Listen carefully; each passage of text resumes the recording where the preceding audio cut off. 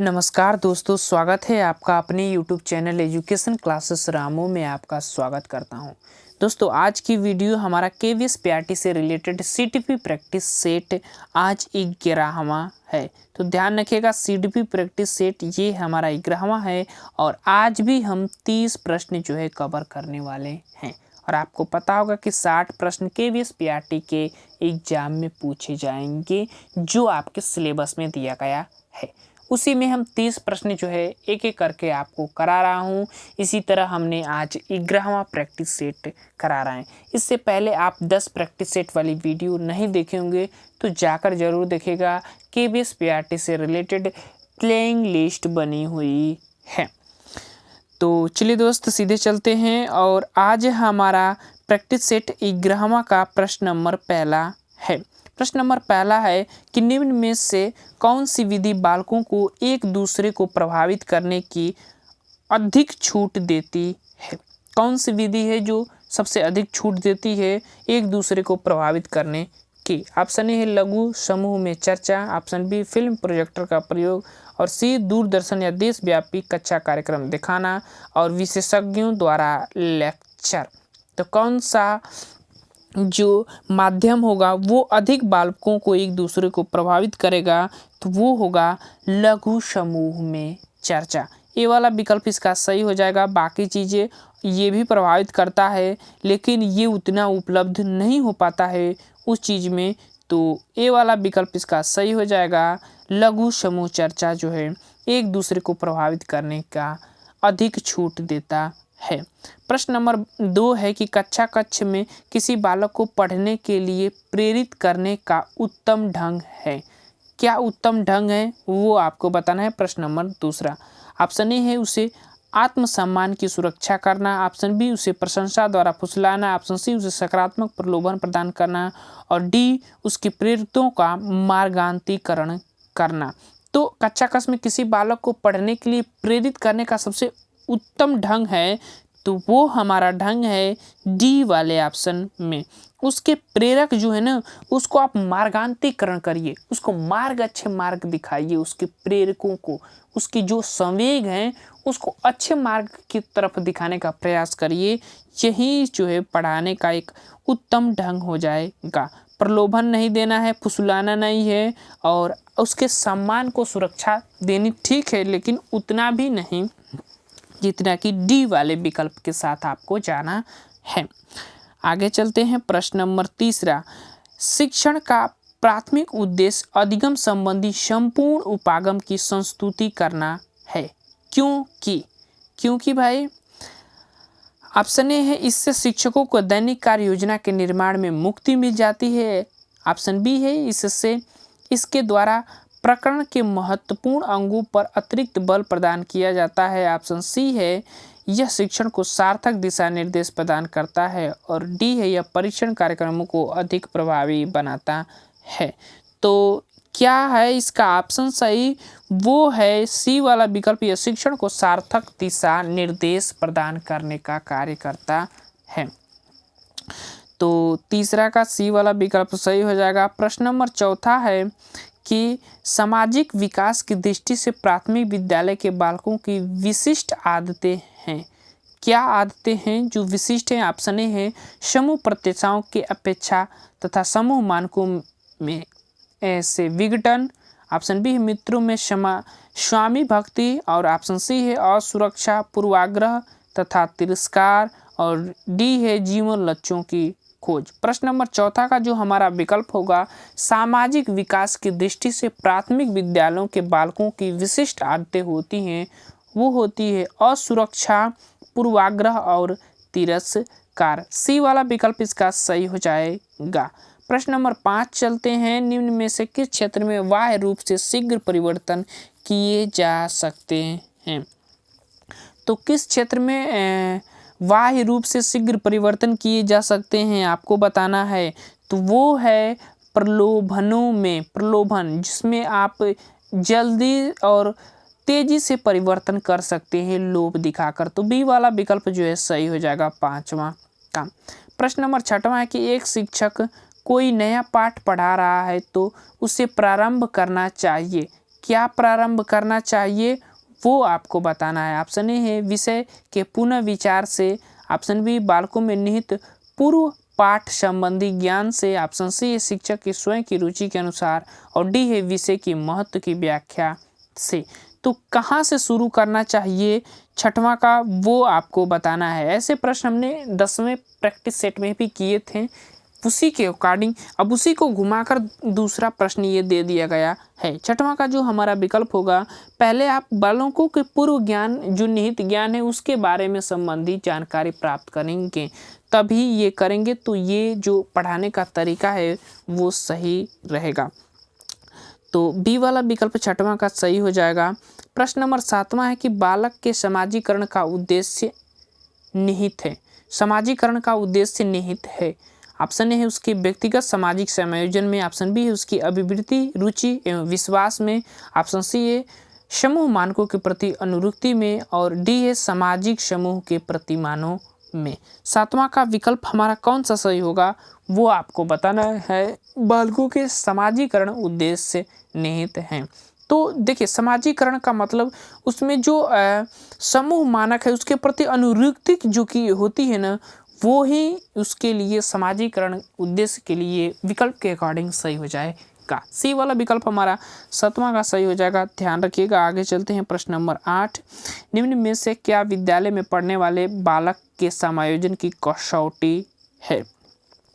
क्या बालक के समायोजन की कसौटी है। प्रश्न नंबर 8 का आपको उत्तर बताना है, और इसमें जो होगा उसमें साथ खेलने वाले बालकों की संख्या जो है उसके समायोजन की कसौटी होता है। सी वाला विकल्प जो है 8वां का सही हो जाएगा। प्रश्न नंबर 9 है कि एक शिक्षक के लिए समस्त शैक्षिक व व्यावसायिक अवसरों का ज्ञान एकत्रित करना आवश्यक होता है। क्यों आवश्यक होता है भाई। ऑप्शन ए है निर्देशन प्राप्त करने हेतु, ऑप्शन बी है परामर्श प्रदान करने हेतु, ऑप्शन सी है निरीक्षण करने हेतु, और डी इनमें से कोई नहीं। 9 का जो हमारा विकल्प सही होगा वो होगा ए वाला विकल्प निर्देशन प्राप्त करने हेतु। ए वाला विकल्प जो इसका सही हो जाता है। आगे चलते हैं। निर्देशन का मतलब कि वो बताएं। अब ये शिक्षक में अगर इन चीज़ों का ज्ञान है तो वो बच्चों को बता सकता है, निर्देशित कर सकता है कि आप इसी क्षेत्र में जा सकते हैं। ये वाला विकल्प सही हो जाएगा। परामर्श नहीं कर सकते हैं आप, उस समय परामर्श की ज़रूरत नहीं होती है, ध्यान रखिएगा। आगे चलते हैं प्रश्न नंबर 10। किशोरावस्था में नेतृत्व का संबंध निम्न में से किसके साथ है।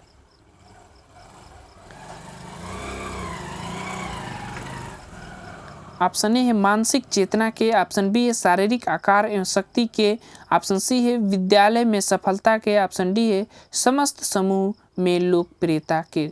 तो किशोरावस्था में नेतृत्व का संबंध निम्न में से किसके साथ है। तो किसके साथ है। किशोरावस्था की बात हो रही है प्रश्न नंबर 10 का, और ये है विद्यालय में सफलता के लिए निम्न संबंध होता है। जो सी वाला विकल्प जो है 10वां का वो सही हो जाएगा। तो ध्यान रखिएगा। आगे चलते हैं प्रश्न नंबर 11। प्रश्न नंबर 11 का आ रहा है कि श्याम पट्ट शिक्षण में मुख्य सहायक सामग्री है क्योंकि, ऑप्शन है इसका प्रयोग पाठ के स्तर पर किया जा सकता है, ऑप्शन बी है यह सरलता से उपलब्ध हो जाता है, ऑप्शन सी है इसका प्रयोग बार बार किया जा सकता है, और ऑप्शन डी है यह विद्यार्थियों को आकर्षित कर लेता है। तो कौन सा विकल्प सही होगा वो आपको बताना है। प्रश्न नंबर 11 का कि श्यामपट्ट शिक्षण में मुख्य सहायक सामग्री है क्योंकि इसका प्रयोग पाठ के स्तर पर किया जा सकता है। ए वाला विकल्प जो है इसका सही हो जाएगा प्रश्न नंबर 11 का। आगे चलते हैं प्रश्न नंबर 12 की विद्यालय के छात्रों में भाषण देने की कला को विकसित करने हेतु आवश्यक है। क्या आवश्यक है। ऑप्शन ए है विद्यालय में वाक प्रतियोगिता का आयोजन करना, ऑप्शन बी छात्रों को व्यक्तिगत रूप से बोलने का अभ्यास कराना, ऑप्शन सी कुछ अच्छे वक्ताओं को विद्यालय में आमंत्रित करना, और ऑप्शन डी है भाषण की कला का व्याख्यान देना। तो क्या आपको करना चाहिए अगर छात्रों में भाषण देने की कला विकसित करनी है तो इसका हमारा जो मेन उत्तर होगा वो होगा छात्रों को व्यक्तिगत रूप से बोलने का अभ्यास कराना चाहिए। सी वाला विकल्प जो है सही हो जाएगा 12 का। बाकी विद्यालय में वाक प्रतियोगिता का आयोजन करना ये भी ज़रूरी है, लेकिन अभ्यास करेंगे तो ये सबसे ज़्यादा अच्छा है, उनके भाषण जो देने की कला है वो विकसित करने में। तो बी वाला विकल्प इसका सही हो जाएगा। प्रश्न नंबर 13 है कि सामवेशी शिक्षा के अंतर्गत आते हैं। ऑप्शन ए है अधिगम अक्षमता वाले बालक, ऑप्शन बी है श्रवण दोष युक्त वाले बालक, और सी है दृष्टि दोष युक्त बालक, और डी है उपयुक्त सभी। तो सामवेशी शिक्षा सभी को फॉलो करती है, इसीलिए हम डी वाले विकल्प के साथ जाएंगे। ध्यान रखिएगा, सभी उसमें बालक आ जाते हैं, चाहे वो मंद बुद्धि, श्रेष्ठ बुद्धि, चाहे वो सामान्य बालक हो, विशिष्ट बालक हो, प्रतिभाशाली बालक हो, सभी बालक जो है सामवेशी शिक्षा में आ जाते हैं। और वर्तमान की शिक्षा व्यवस्था वही है, ये है सामवेशी शिक्षा। ये प्रश्न नंबर 14 है कि शिक्षण प्रक्रिया के दौरान विचार संप्रेषण को उद्देश्यपूर्ण बनाने हेतु शिक्षक को चाहिए कि क्या चाहिए। ऑप्शन ए है विषय वस्तु का अच्छा अध्ययन करें, ऑप्शन बी है पहले बालकों को ग्रहण करने हेतु तत्पर करें, और सी है बालकों को डांट कर शांत करें, और डी है बालकों को भी संप्रेषण में सहभागी बनाएं। 14 का जो हमारा विकल्प सही होगा वो होगा, देखिए पॉइंट आप ध्यान रखिए कि विचार संप्रेषण के उद्देश्यपूर्ण बनाने हेतु, और जब संप्रेषण की बात हो तब हम संप्रेषण ही के ही साथ जाएंगे, बालकों को भी संप्रेषित में सहभागी बनाएं। बाकी पहले बालकों को ग्रहण करने हेतु तत्पर बनाएं, ये भी जरूरी है, लेकिन ये अधिगम हेतु जरूरी है। लेकिन अब जब संप्रेषण विचार की बात हो तो आप बालकों को भी संप्रेषण में सहभागी बनाने का प्रयास करिएगा। डी वाला विकल्प इसका सही हो जाएगा। आगे चलते हैं प्रश्न नंबर 15 की शिक्षण प्रक्रिया के दौरान सर्वाधिक महत्वपूर्ण कारक है। कौन सा कारक है शिक्षण प्रक्रिया के दौरान। ऑप्शन ए शिक्षण सामग्री की विविधता, ऑप्शन बी प्रयुक्त शिक्षण तकनीक, सी संप्रेषण विषय सामग्री, और डी बालक शिक्षक के मध्य अंतर संबंध। तो शिक्षण प्रक्रिया के दौरान सर्वाधिक महत्वपूर्ण अगर जो पॉइंट है वो है प्रयुक्त शिक्षण तकनीक का क्या आप इस्तेमाल करते हैं, वो सबसे ज़्यादा महत्वपूर्ण कारक के रूप में देखा जाता है। तो 15 का हमारा जो विकल्प सही होगा बी वाला विकल्प जो है सही हो जाएगा। प्रश्न नंबर 16 है कि नवयुक्त शिक्षक को प्रथम प्रवेश के समय जो कार्य करना चाहिए वो है। ऑप्शन है उत्तम शुरुआत के लिए प्रशासनिक कार्यों को पूर्व में ही पूर्ण कर लें, ऑप्शन बी है बालकों को कठोर अनुशासन में रखने तथा स्वयं को कठोर शिक्षक के रूप में स्थापित करें, ऑप्शन सी है बालकों के साथ मधुर संबंध स्थापित करने का प्रयास करें, और ऑप्शन डी है बालकों को तथा स्वयं को पारस्परिक परिचय प्रदान करने का अवसर प्रदान करें। तो जब आप पहली बार प्रवेश करेंगे तो उस समय आप क्या करेंगे, मधुर संबंध स्थापित करने का प्रयास करें, ये तो जरूरी है, लेकिन ये पहली प्रवेश में तो आप नहीं कर सकते हैं। इसीलिए हम डी वाले विकल्प के साथ जाएंगे कि अवसर प्रदान करेंगे भैया कि वो अपना परिचय दें और आप अपना परिचय दें। डी वाला विकल्प इसका सही हो जाएगा, ध्यान रखिएगा। प्रश्न नंबर 17 है कि निम्न में से क्या बुनियादी शिक्षा का महत्व नहीं है। ऑप्शन ए है शिक्षा का माध्यम हिंदी हो, ऑप्शन बी है शिक्षा शिल्प पर आधारित हो, और ऑप्शन सी है शिक्षा नैतिक मूल्यों पर आधारित हो, और ऑप्शन डी है शिक्षण कार्य में पुरुषों की अपेक्षा महिलाओं को प्राथमिकता दी जाए। तो निम्न में से क्या बुनियादी शिक्षा का स्वरूप नहीं है, प्रश्न नंबर 17 का क्या नहीं है। तो देखिए बुनियादी शिक्षा का स्वरूप नहीं है वो है शिक्षा का माध्यम हिंदी हो। क्या नहीं है, ऑप्शन नंबर पहला कि शिक्षा का माध्यम जो है हिंदी हो, ये जो है बुनियादी शिक्षा का स्वरूप नहीं है। ऑप्शन नंबर ए वाला विकल्प सही हो जाएगा 17 का। आगे चलते हैं प्रश्न नंबर 18 शिक्षण प्रशिक्षण संस्थानों को अपने प्रशिक्षणों को चुस्त रखने के लिए निम्न में से कार्य आवश्यक है। ऑप्शन ए सामान्य शिक्षा का प्रबंध, ऑप्शन बी विशिष्ट पाठ्यक्रमों का संगठन, और सी व्यावसायिक शिक्षा के महत्व देना, और डी उपयुक्त सभी। 18 का जो विकल्प सही होगा वो होगा सभी वाला विकल्प, ध्यान रखिएगा। इन सभी को अगर आप शिक्षण प्रशिक्षण संस्थान को चुस्त बनाना है तो इन सभी चीज़ को आपको फॉलो करना पड़ेगा। आगे चलते हैं प्रश्न नंबर 18 और ये है कि नैतिक मूल्य नियमावली से क्या तात्पर्य है।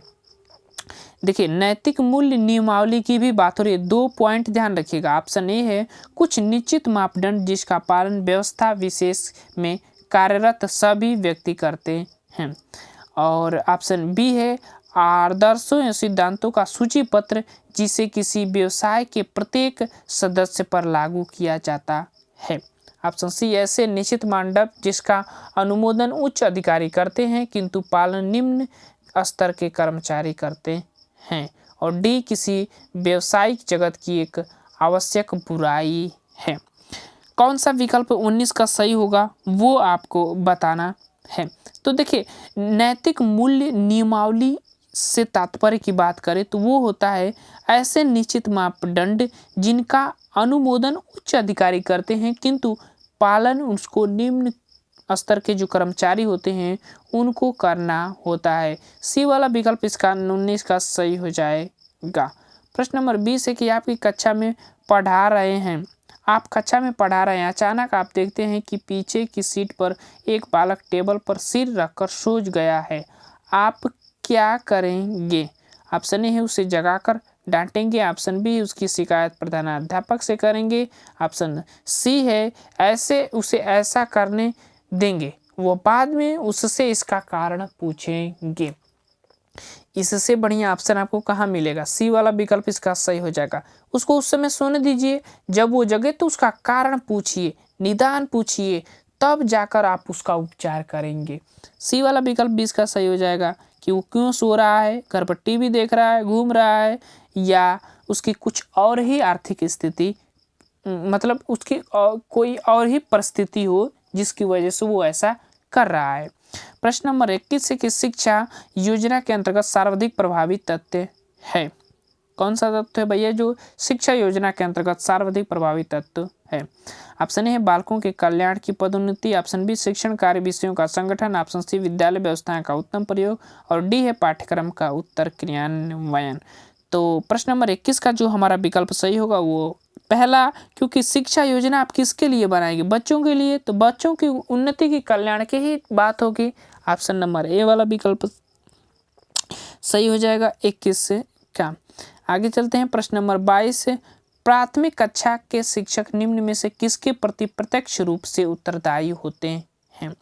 किसके प्रति वो प्रत्यक्ष रूप से उत्तरदायी होते हैं? ऑप्शन ए माता पिता के प्रति, ऑप्शन बी सामान्य जनता के प्रति, ऑप्शन सी विद्यालय व्यवस्थाओं का उत्तम प्रयोग, और डी राज्य अधीक्षक के प्रति, जो कि प्रति प्रत्यक्ष रूप से उत्तरदायी होते हैं। प्रश्न नंबर 22 का तो किसके प्रति वो प्रत्यक्ष रूप से उत्तरदायी होते हैं? प्रश्न 22 तो सामान्य जनता के प्रति। बी वाला विकल्प जो है 22 का सही हो जाएगा।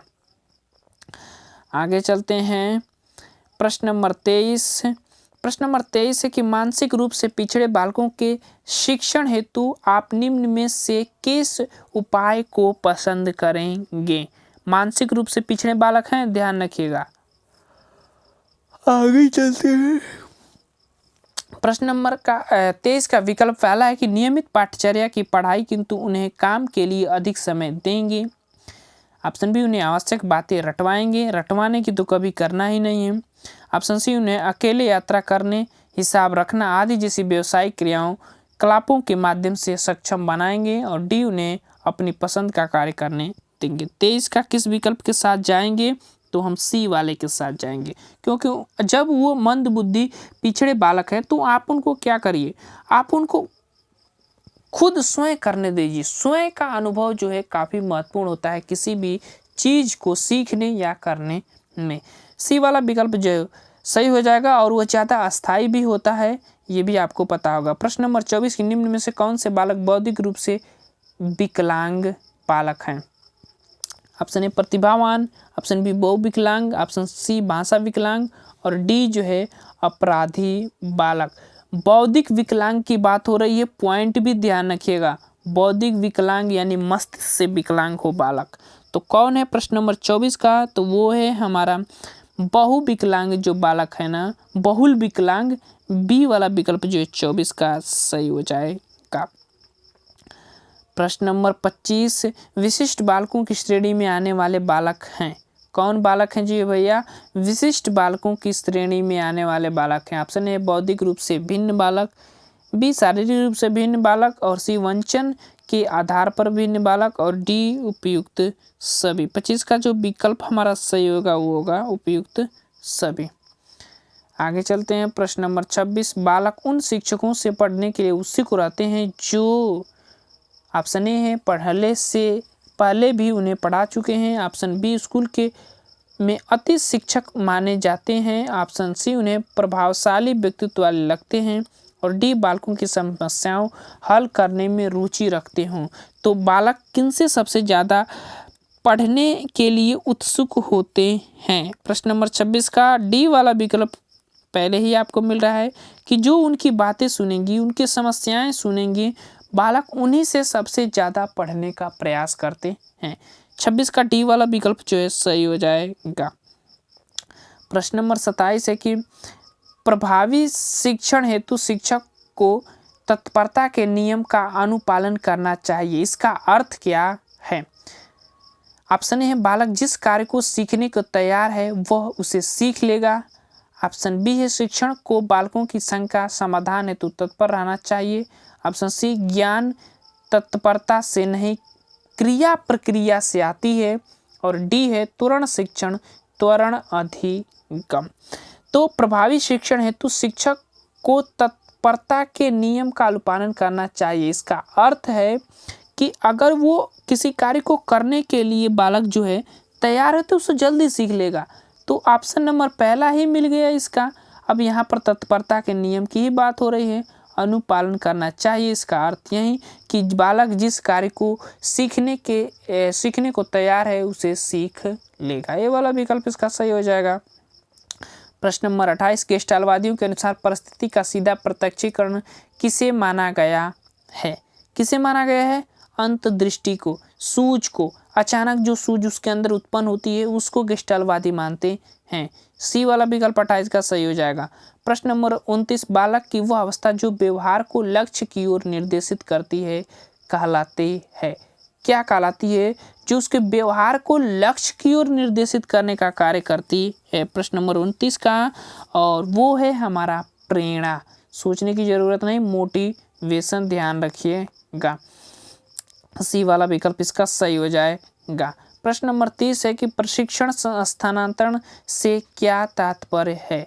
प्रशिक्षण स्थानांतरण से ऑप्शन ए पर्यावरण से सीखना, ऑप्शन बी नवीन कार्य सीखना, सी एक परिस्थिति से प्राप्त प्रशिक्षण का दूसरी परिस्थिति के सीखने में उपयोग होना, और डी है विभिन्न प्रशिक्षकों से भिन्न भिन्न कौशल सीखना। 30 का जो विकल्प सही होगा वो होगा सी कि जब आप एक स्थिति का जो ज्ञान होता है उसको आप अगली नई स्थिति में प्रयोग करते हैं, वही को तो हम प्रशिक्षण स्थानांतरण कहते हैं। सी वाला विकल्प जो है 30 का सही हो जाएगा। तो ये थे हमारे सीडीपी प्रैक्टिस सेट 11 के 30 प्रश्न जो कि हमने ख़त्म कर चुके हैं। जल्द ही हम 12वां प्रैक्टिस सेट लेकर आएंगे। तो चलिए दोस्त वीडियो को समाप्त करते हैं। Thank you for watching this video.